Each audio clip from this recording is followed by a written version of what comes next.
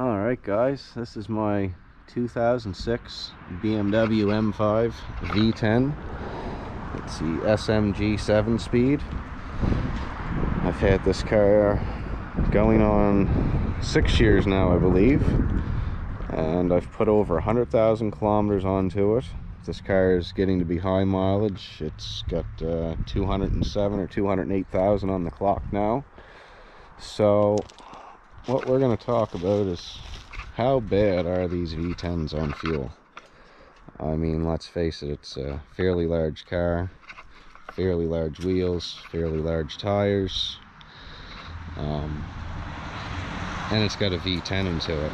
That being said, the V10 is only a 5-liter, so you know, I'm gonna state this as I state in all my fuel mileage videos. You need to have clean air filters, fresh oil changes when they're supposed to happen, and fresh fuel filters, which some places will tell you these cars don't even have a fuel filter, but they do. It's in the tank underneath the seat, and it's a bit of a job. So this car, I have AFE Pro Dry filters in the boxes, stock air boxes. When I tried to put intakes on, it didn't like them. I've got electric cutouts. The back cats are removed. This car is also tuned on 91 octane from Turner Motorsports at e60tuning.com, and the software works great. It even made the SMG work a little nicer. It didn't change anything with the launch control, but it just seems to work nicer when you're driving it hard. So this car is in stock. It's got a few modifications. So on this tank, we filled it up. The wife drove it to Halifax and back on the highway for the first half or third of a tank, if you will, and then we headed to just a few local spots. That being said, when we're driving this in the number 3 roads, like rolling 100 kilometers an hour isn't off thing, because I mean, it's an M5. It wants to just roll along that speed in high gear. So even when you're driving on the side roads with these, you're probably doing the speed limit or more. So just stating that because it's true. So she drove it to the city, I drove it around locally, so it's a good mixture for the fuel mileage and the fuel economy of these. And what we have is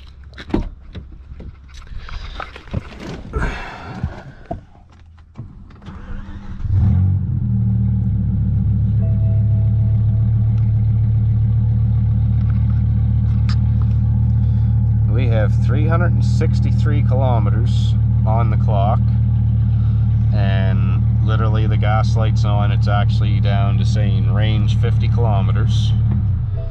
So 363 kilometers, and I can assure you, when she drove it to the city for the first third of the tank, that it probably got driven a lot easier than I drive it, because usually I fill it at a quarter, and I'm lucky if I see like any more than 300 kilometers. So anyway, we run it down a little bit more for this test. We're at 363. When I go fill it up at the gas station, I'll show you guys the liters. But I mean, take into consideration, this is a big car. It's substantially bigger than my E39.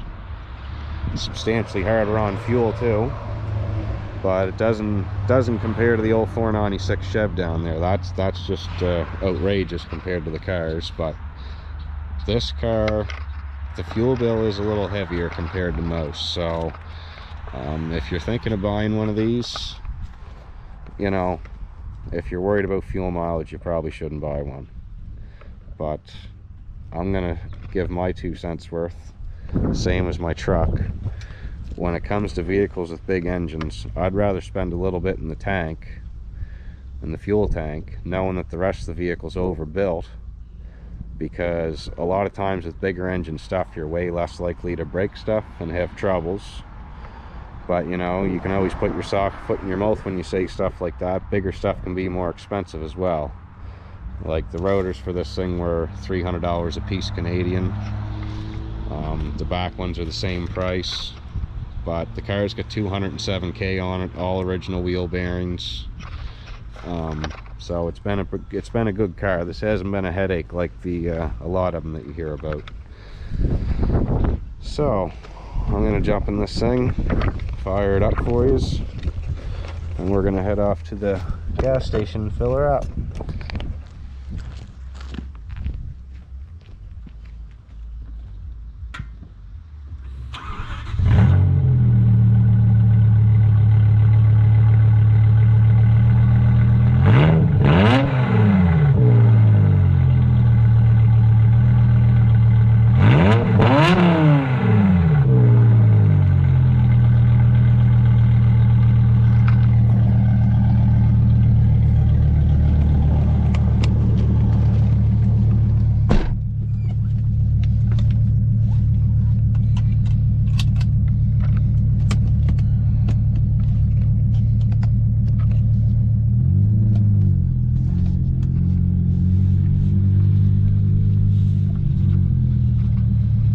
So again, 363, the gas station's about 3 kilometers, 207,000 on the clock, and she's still going strong, boys and girls. There you have it, guys, 58 liters. So guys, like I was saying, 58 liters for 365 kilometers definitely isn't great, but when you take into consideration the horsepower, and even when she drives it, this car is always in M mode. We do not drive it in the limp 400 horsepower mode. It's always in M mode, so that's the realistic fuel mileage when you're driving it as a daily driver. Obviously it got driven hard some and driven easy some, so you know, if you want to lurch on it and baby it the whole time, I'm sure you could get a little better number than I got.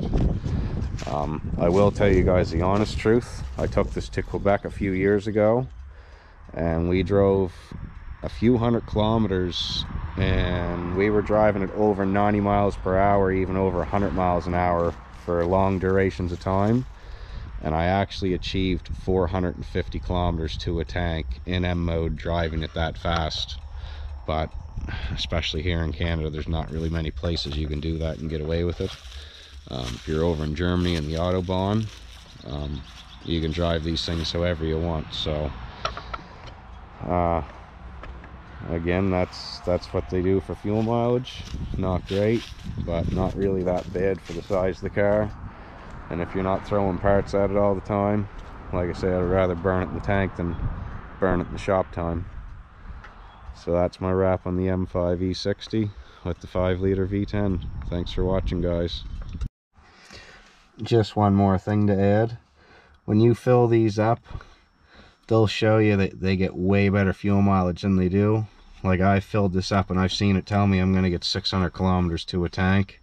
You definitely can't go by what the dash says in these. It lies big time.